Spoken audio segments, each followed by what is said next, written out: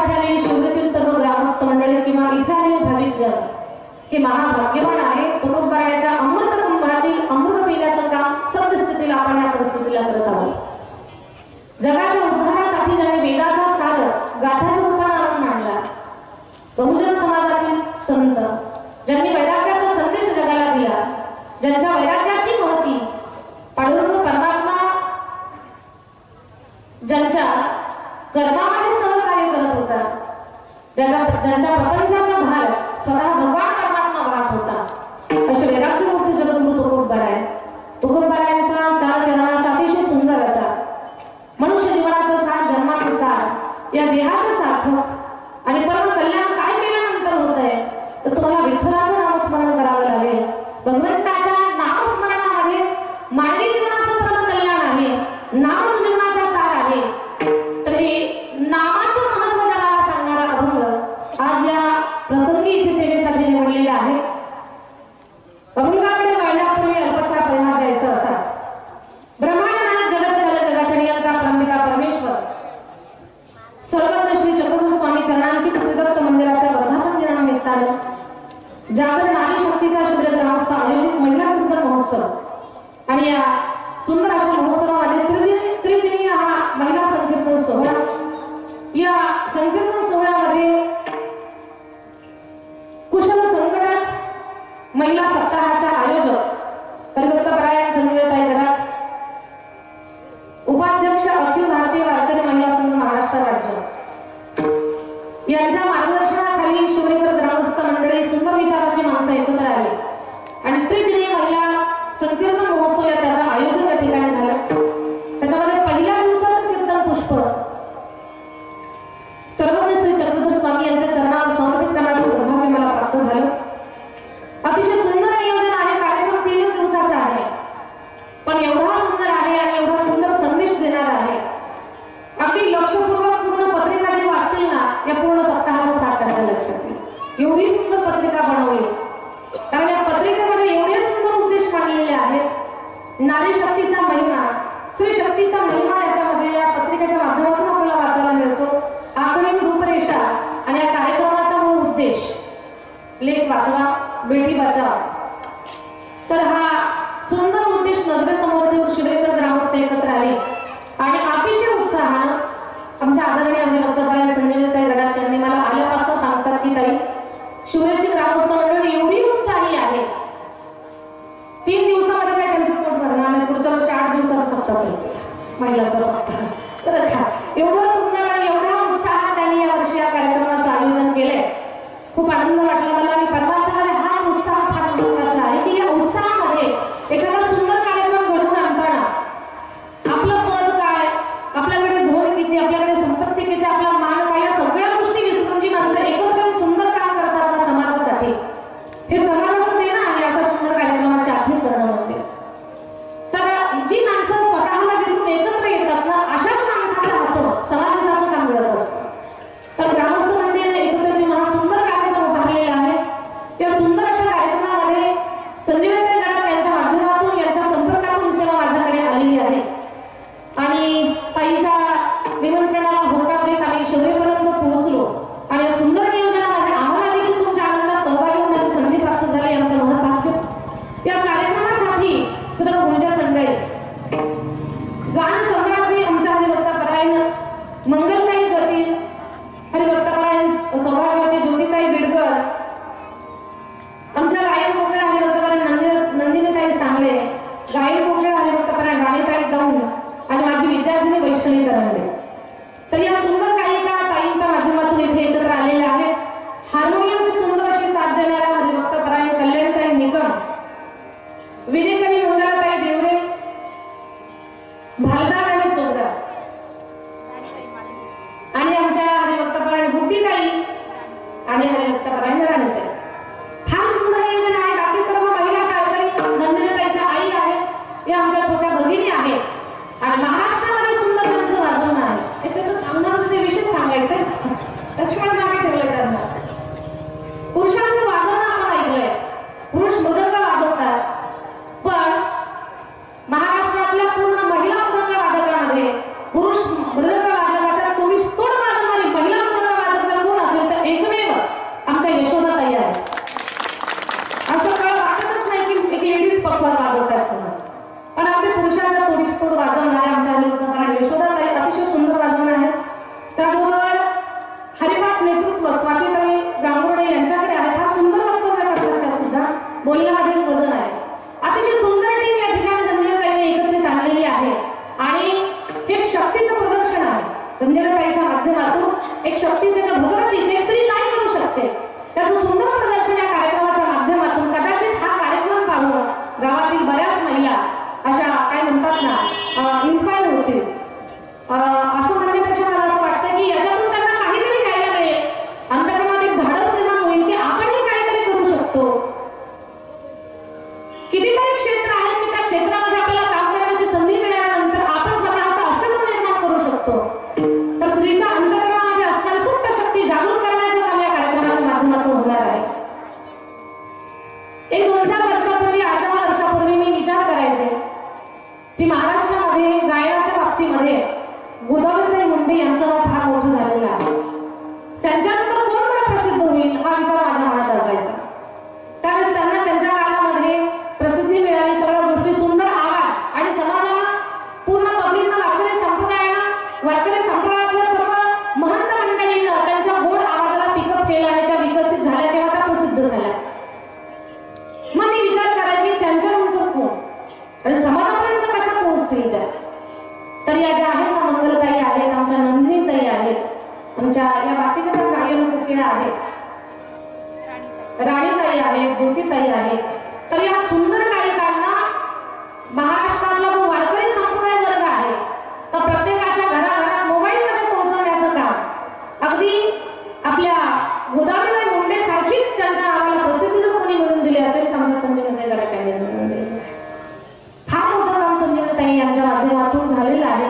युट्यूबच्या माध्यमातून, या कार्यक्रमाच्या रेकॉर्डिंगच्या माध्यमातून आणि महिला सप्ताहात तुमच्या नाशिक जिल्ह्यामध्ये जे भव्य वातावरण आहे आणि याची आस उद्या महाराष्ट्राला लागली. काही माणसं महिला सप्ताह घडू शकत नसेल काही भागामध्ये, पण मनात सुप्त इच्छा आहे की आपल्या सुद्धा गावात असा सप्ताह घडला पाहिजे.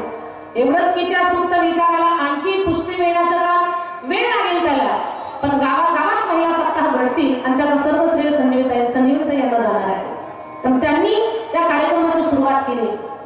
आमच्या तरुण मुली आता जीन्स पॅन्टचं वेळ लागलेलं होतं, पण जीन्स पॅन्ट मधल्या मुली नऊवार साडीमध्ये जर कोणी आलेल्या असतील तर संजीवनीताईंनी आले. त्यांच्या जर काळापासून फार सुंदर कार्य संजीवनीताईंच्या माध्यमातून झालेलं आहे. हा सुंदर या ठिकाणी टीम उभी झालेली आहे. महाराष्ट्रभरामध्ये गुणवंत गिऱ्यांना एकत्रित केलं आणि त्यांचं सुंदर इथे अलंकार बनवण्याचं काम झालेलं आहे. हे सोनंच आहे, पण सोन्याचं एकत्रीकरण झालं, त्याला अलंकाराचं रूप देण्यात आलं, दागिन्याचं रूप देण्यात आलं. असं सुंदर अशी सिस्टीम आहे, पवित्र वातावरण आहे. ताईंना एवढी मोठी गरज झेप देण्यासाठी जी ऊर्जा त्यांना मिळाली तर त्यांच्या आई साहेबांच्या आशीर्वादाला म्हणा आजपर्यंत ताईंचे जे वारकरी संप्रदायामध्ये जे स्थान आहे किंवा त्यांच्या कार्याची जी गरुड झेप आहे तर हे श्रेय त्यांच्या आईच्या आशीर्वादाकडे वळत आहे. इथे आदरणीय आई सुद्धा व्यासपीठावरती आहे. असं या सुंदर कार्यक्रमामध्ये आपण हरिकीर्तन पाहणार आहोत. पुन्हा एकदा शिवरेंद्र ग्रामस्थ मंडळ या कार्यक्रमाचे आयोजक तुम्हाला खूप खूप धन्यवाद, तुम्हाला खूप खूप शुभेच्छा. सर्वज्ञ श्री चक्रधर स्वामी कदाचित हा कार्यक्रम पाहून खूप खुश झाले असतील, कारण चक्रधर स्वामींचं जर आपण चरित्र वाचलं किंवा अभ्यासलं तर स्त्री सक्षमीकरण करण्याचं काम त्यांनी सुद्धा त्यांच्या कार्यकालामध्ये कालखंडामध्ये केलेलं आहे. त्यांचे रचित आपण जे काही धर्मग्रंथ जर वाचले महानुभव पंथातील तर ते धर्मग्रंथ वाचल्यानंतर स्त्री शक्तीसाठी त्यांनी सुद्धा लौकिक कार्य केलेलं आहे. आणि सुंदर कार्य पाहून, हा सुंदर महिला सप्ताह पाहून कदाचित स्वामीजींच्या कार्याला त्या ठिकाणी कुठेतरी ही सलामीच दिली गेलेली आहे असं म्हणायला काही हरकत नाही. विठ्ठल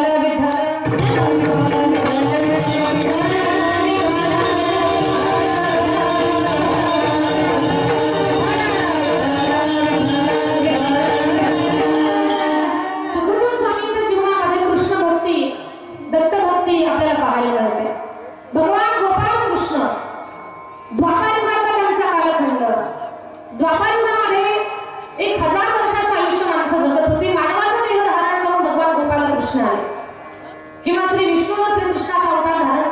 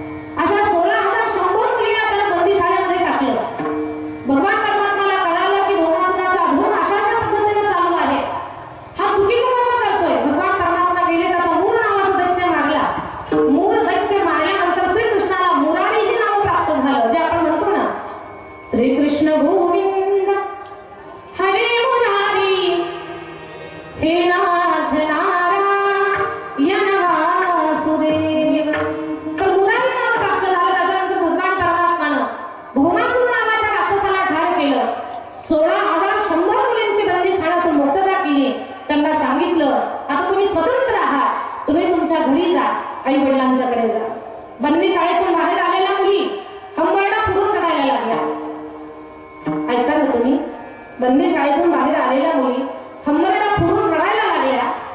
विचारलं भगवान परमात्मा का रडता? तेव्हा त्या मुलीने सांगितलं, देवा तुम्ही आमची सुटका केली, त्या दुष्टाच्या ताब्यातून आम्हाला सोडवलंय, आम्हाला स्वातंत्र्य लहान काय भगवान तू. आम्ही आमच्या घरी जाऊ, प्रेमापोटी आमच्या आई वडील आमचा स्वीकार करते. आम्ही वयात आलेलो आहोत, आमच्या लग्नाचा विषय घरी गेल्यानंतर चालू होईल. आम्हाला पाहण्यासाठी जो मुलगा येईल तो जेव्हा चौकशी करेल की ही मुलगी कशी आहे आणि त्याला कळेल की जर ही मुलगी भूमासुराच्या बंदी शाळेमध्ये होती तर तो मुलगा आमचा स्वीकार करणार नाही, पत्नी म्हणून स्वीकारणार नाही. आमचं लग्न जुळत नाही म्हणून आई वडील दुःखी राहतील. आई वडिलांच्या डोळ्यातले अश्रू पाहून आम्ही दुःखी राहू. मग घरी जाऊन पुन्हा आम्ही प्रश्न उभा राहण्यापेक्षा इथेच आम्ही प्राणत्याग केलेला बरा देवा. आता आम्हाला कुठे पाठवू नको भगवंता. आमची अवस्था मेल्यावर मेली झालेली आहे. जगावं वाटतंय पण जगण्यात काही अर्थ नाही. मरावं पण मरता येत नाही. आमची अतिशय वाईट अवस्था झाली. असं वाटतंय की बंदी शाळेमध्ये होतो ना तेच बरं होतं. देवा देवा आमच्या पुढच्या भविष्याचं काय? भगवंत सुद्धा विचारात पडले की खरंच आता करायचं काय नेमकं. त्या सर्व मुली म्हणतात, देवा आम्हाला आई वडिलाकडे पाठवू नको. आमच्या समोर नवीन प्रश्न उभे राहतील सामाजिक, आमच्या परिवारातले. अशी स्थिती आमच्या समोर येऊच देऊ नको देवा. आमचं कल्याणच करून घ्यायचं असेल किंवा आम्ही सुखी राहावं असं जर देवा तुला वाटत असेल ना तर आमच्या जीवनातलं दुःख दूर करण्यासाठी आम्हाला 16,100 मुलींचा तू एकदा स्वीकार कर देवा, पत्न्या म्हणून स्वीकार कर. त्या मुलींच्या जीवनातलं दुःख कमी करून त्यांच्या वैचारिक पातळीला सक्षम बनवण्यासाठी स्त्री शक्तीचा सन्मान म्हणून तिला स्वतःच्या त्या ठिकाणी तिचं एक वेगळं अस्तित्व निर्माण व्हावं, तिला सक्षम बनावं, स्त्री सबला बनावी याच्यासाठी भगवंतानं 16,100 मुलींचा पत्न्या म्हणून स्वीकार केला. देवानं 16,108 विवाह कुठल्या कारणानं केले त्याचं कारण म्हणजे द्वापार युगामध्ये स्त्री शक्तीला सक्षम बनवण्याचं काम, स्त्री शक्तीचा सन्मान करण्याचं काम भगवान परमात्मानं केलं, श्रीकृष्ण परमात्मानं. त्याच गोपाल कृष्णाचे पाईक किंवा त्यांच्यावर नितांत श्रद्धा असणारे कृष्ण भक्ती जीवनामध्ये जपणारे असे सर्वज्ञ श्री चक्रधर स्वामी यांनी सुद्धा स्त्री शक्तीचा सन्मान केलेला आहे. आणि हा या महिला सप्ताहाचा आयोजन म्हणजे एक सुंदर पुष्प महिला सप्ताहाच्या कार्यक्रमाचं पुष्प आपण चक्रधर स्वामींच्या चरणावर समर्पित करतोय असा याचा अर्थ होईल. विठाला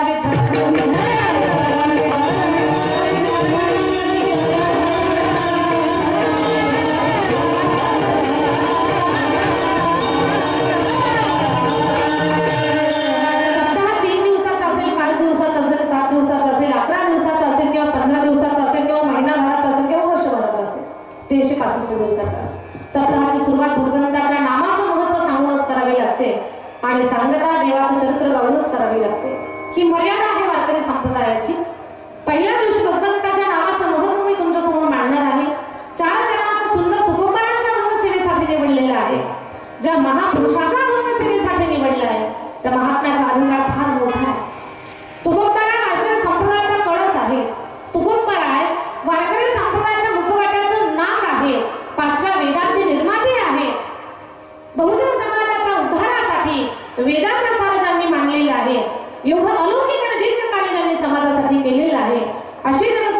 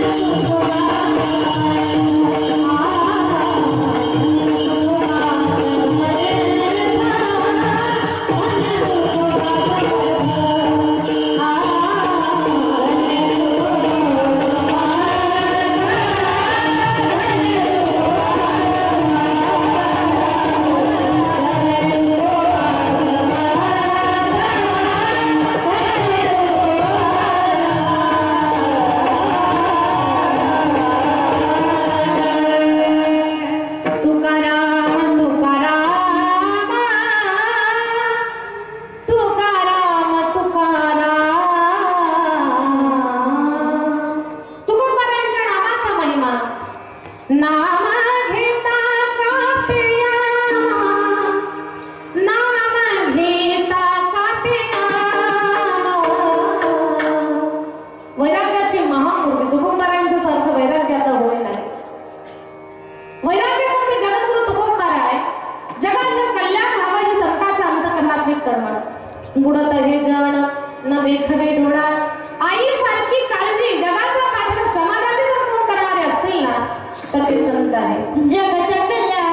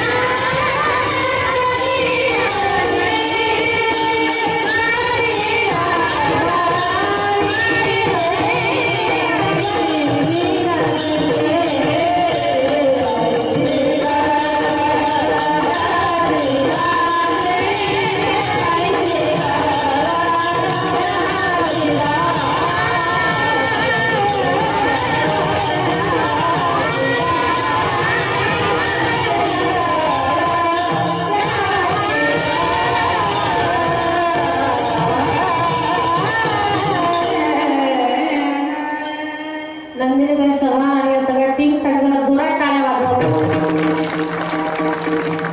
मला सरस्वतीचीच कृपा आहे नंदिनीताईवरती. फार गोड आवाज आहे.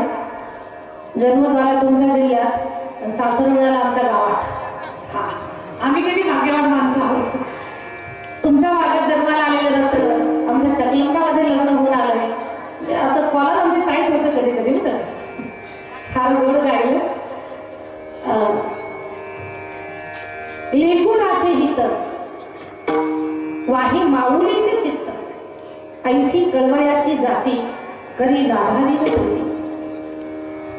निस्वार्थपणे प्रमाणे लेकरावर प्रेम करणाऱ्या जात आईची अगदी कसलाही किरायाचाही स्वार्थ न ठेवता जगाचं कल्याण करण्याची इच्छा अंतकरणामध्ये ठेवणारी जात संताची आहे. तर असे संत जगद्गुरु तुकोबरा वैराग्याचा मूर्तिमंत पुतळा, वैराग्याचा महामेरू, वैराग्याचं चरित्र चित्रण, वैराग्य म्हणजे काय जगाला शिकवतात असे तुकोबरा जगाचं अवलोकन करतात, जगाचं चिंतन करतात, जगाची मानसिकता समजून घेतात. महाराजांच्या लक्षात येत आहे निघाले सगळे. या सगळ्यांचा प्रवास चालू आहे, पण कुठे चालले दिशाच माहित नाही. बरीच माणसं अशी असतात, प्रवास तर चालू आहे पण कुठे जायचं पत्ताच त्यांच्याकडे नसतो. आणि कुठे निघाला ही सगळी माणसं चालली ना म्हणून आम्ही तिकडे चाललो. कुठे जायचंय पण माहिती नाही आम्हाला. फक्त ओ चले ना उनके पीछे हम भी चले. ते चाललेत ना आमचा पुढे म्हणून आम्ही त्यांच्या पाठीमागे चाललो. बराचसा समाज असाच आहे. एका मेंढीनं उडी मारली की सगळं पटापट उड्या मारणार आहे.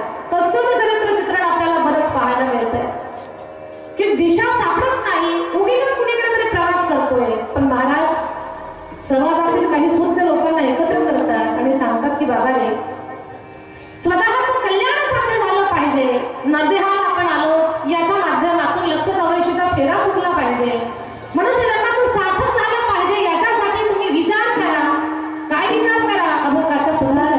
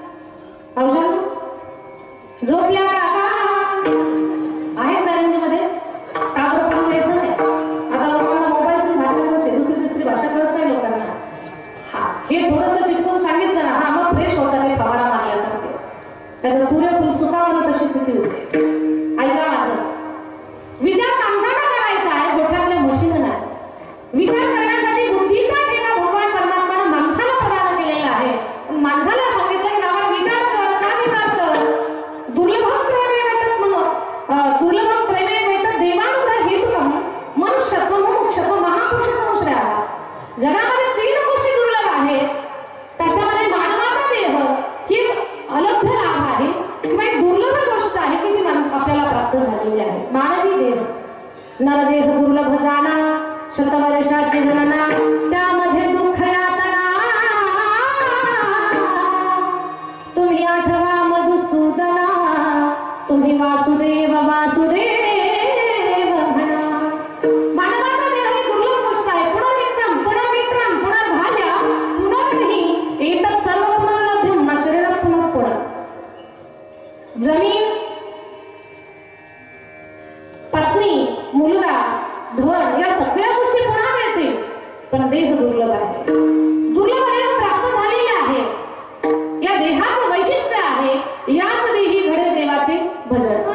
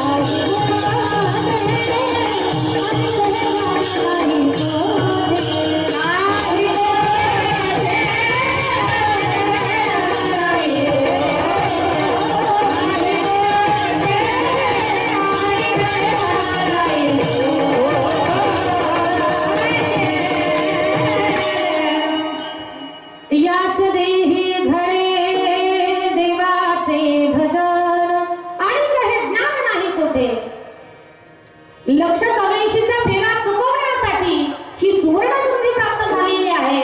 पण जो वेळ मिळालेला आहे जन्म झाल्यापासून मरेपर्यंत, त्याचा मधला जो अवकाश आहे, या वेळेमध्ये असा विचार करायचा आहे की जन्माचं सार्थक झालं पाहिजे. म्हणून तर संतांचा आग्रह आहे, अट्टहास आहे की तुम्ही विचार करा. हे माणसा, तू विचार कर तुझ्या स्वतःच्या उद्धाराचा. काय विचार कर? सारा सार विचार करा उठा उठी. काही माणसं म्हणतात ताई 9 वाजल्यापासून ऐकतो आम्ही सारा सार सारा सार सारा सार आणि विचार विचार विचार विचार. आम्हाला काही विचार नाही का? आम्ही अविचारी वाटलो का? करतो आपण विचार, पण तुमचा आमचा विचार प्रपंचाचा आहे, परमार्थाचा नाही. झोपेतून उठल्यापासून झोपेपर्यंत किंवा झोपेतही माणसाचा विचार असतो, पण काय विचार असतो? झोपताना विचार करतो म्हैस उद्या किती लिटर दूध देईल, आणि उठल्यावर विचार करतो त्यात किती लिटर पाणी टाकायचं. हा आपला विचार आहे. मी शिवरेकरांचा विचार सांगत नाही, आमच्या विचाराचा सांगते. तिकडे गेले तुमचा सांगत असतो. ऐका, दुधात पाणी किती टाकायचं हा आपला विचार. दुसऱ्याच्या घासात शेजाऱ्याची नजर चुकून बकरी कधी सोडायची हा आपला विचार. भातावरचं गवत कधी न कापून आणायचं आणि आपल्या गाडीवर समोर टाकायचं हा आपला विचार. काही माणसं तर एवढा डेंजर विचार करतात, त्यांचाच विचार पडतो माणसाला की हे असे कसे विचाराचे आहे. दुसऱ्याच्या वस्तूला बळकावून आपली मानणं हा चुकीचा विचार आहे. माणसाचा विचार आहे, पण तो निरर्थक आहे, कल्याणाचा विचार नाही. लक्षात घ्या, प्रत्येक माणसाच्या जीवनामध्ये विचार फार महत्वाचा आहे.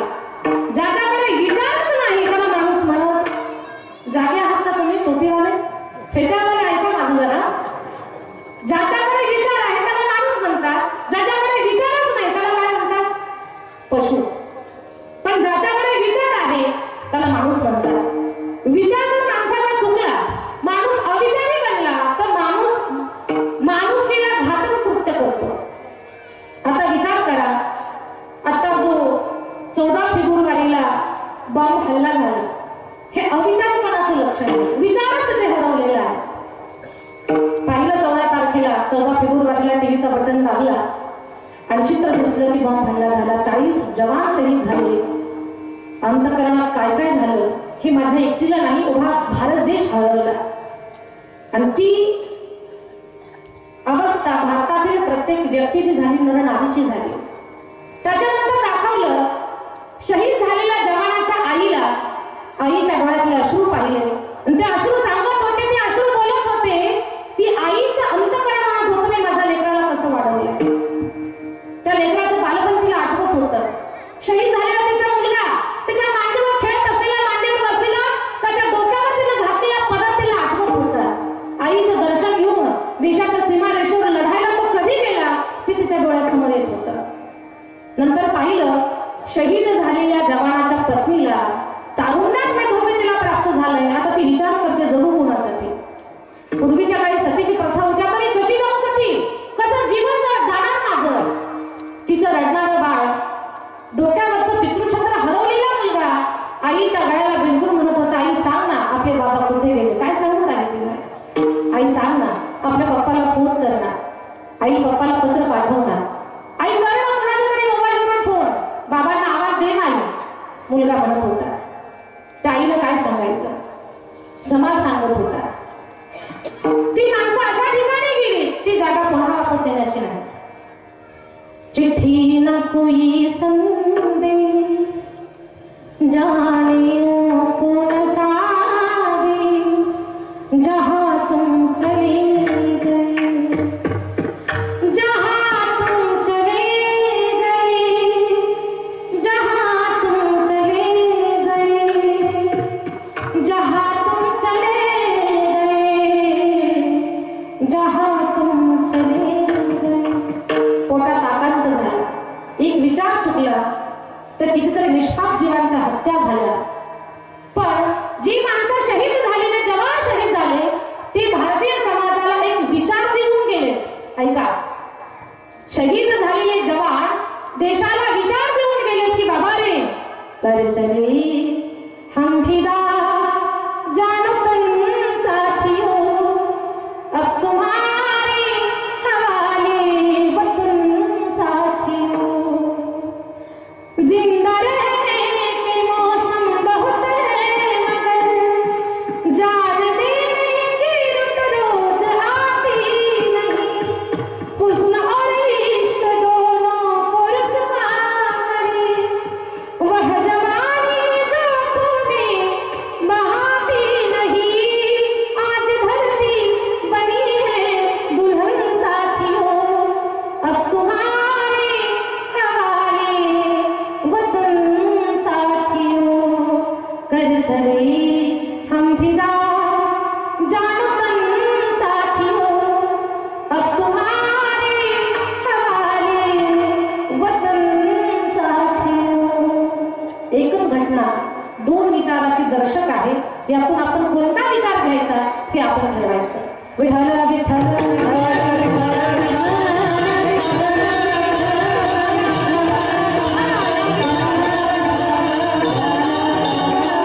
विचार चुकला, जीवनाचं पतन होत आहे.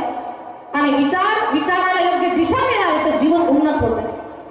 ऐका, घराच्या प्रमुखानं विचार करताना 100 वेळा विचार करावा.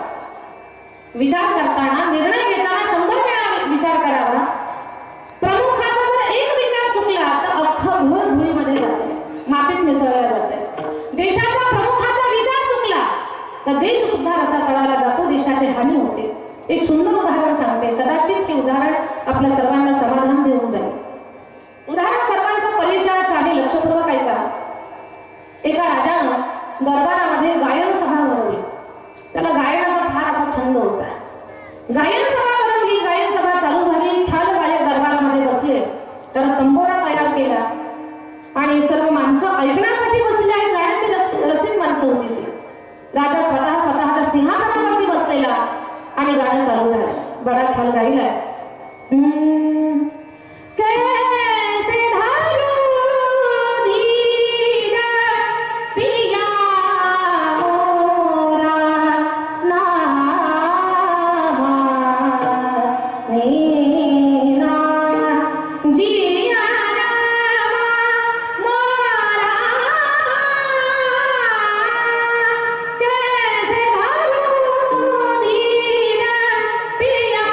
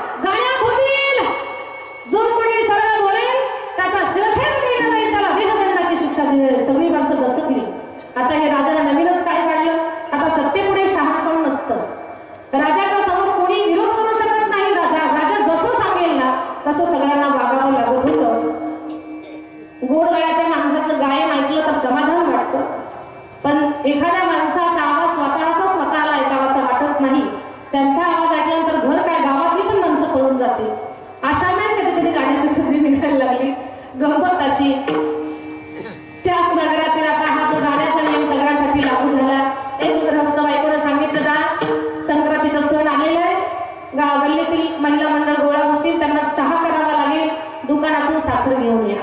आता ते साखर घ्यायला आले, त्यांना साखर मागायची, पण कशात मागायची? झोपल्या कशात साखर मागायची?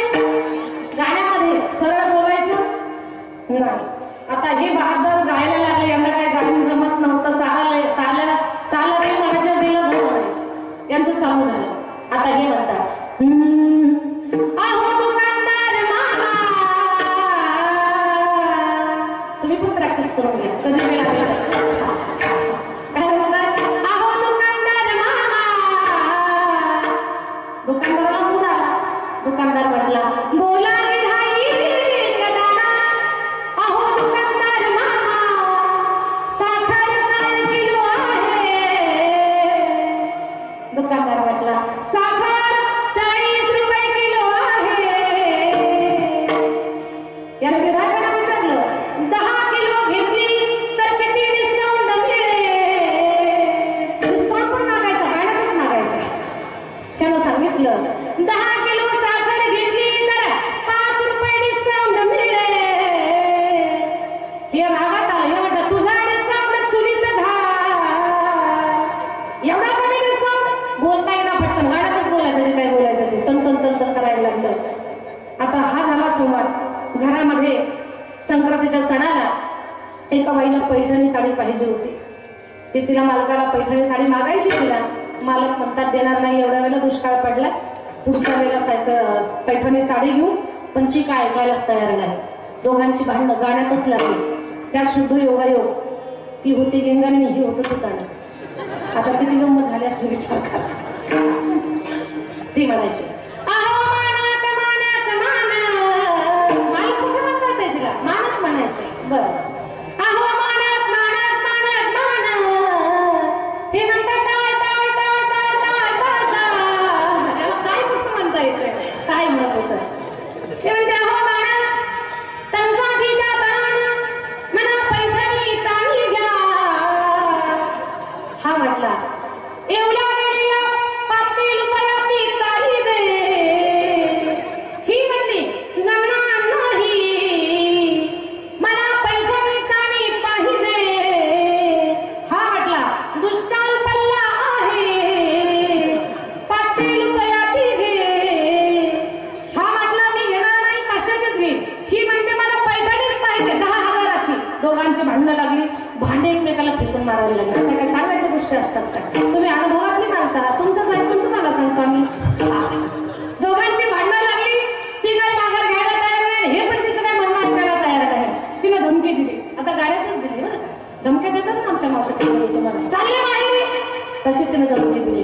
ते म्हणते हे पहा मानक, तुम्ही जर पैठणी ताणी घेतली नाही तर मी माहेरी निघून जाईन. तुमची मुलाने तुम्ही थांबाला. हे म्हणतं तुझ्या पाया पडतो, तुला पैठणी ताणी घेतो, तू माहेरला जाऊ नको. भाऊबंदीत माझे आता भांडण झाले आहे. खाण्याचे वांदे होतील, खाण्याचे वांदे होतील. तू काय माहेरला जाऊ नको, पैठणी घ्यायला तयार झाला. ते गाण्यातले सगळे फायद्याने होते. असा गोंधळ झाला. गंमत अशी, राजाच्या कोशागाराला आगच लागली. राजाच्या कोशागाराला आग लागली. शिपाई पळतच आला. त्याला पटकन सांगायचं महाराज कोशागाराला आग लागली. पण त्याला विचार केला पटकन सांगावं तर आपला जीव जाईल. हा म्हटला राजाचं जळू द्या पण आपला जीव वाचला पाहिजे. पण यांना असे आवाज गायले, अशा ताना मारल्या. 1 तास असाच गाण्यात घालवला. तोपर्यंत आग जळालं. ते म्हटलं अहो राजे साहेब राजे साहेब.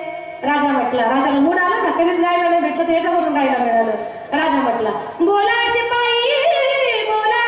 याला आलाप घेतला अहो राजे साहेब. राजा तान मारायचा बोला शिपाई अहो राजे. याचा अर्धा तास घातला. अहो राजे साहेब. राजाचा घसा उठायला लागला. तर राजा म्हटला पुढे बोला अहो राजे साहेब आपल्या मागच्या वाड्याला. याला मागच्या वाड्यात अर्धा तास घातला. बरं का? असा मागचा वाडा रंगवला. मागच्या वाड्याला. राजा वैतागला. मागच्या वाड्याला काय झालं? मागच्या वाड्याला मागच्या वाड्याला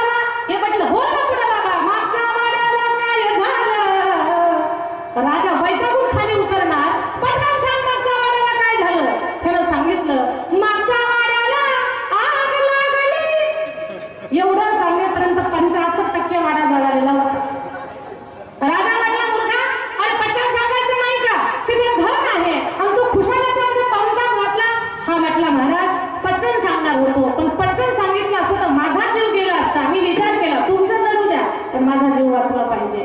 तात्पर्य काय आहे, राजाचा विचार चुकला तर समाजाची हानी होते. अशा प्रकारची हानी होते. म्हणजे माणसाच्या जीवनामध्ये विचार फार महत्वाचा आहे. विठाला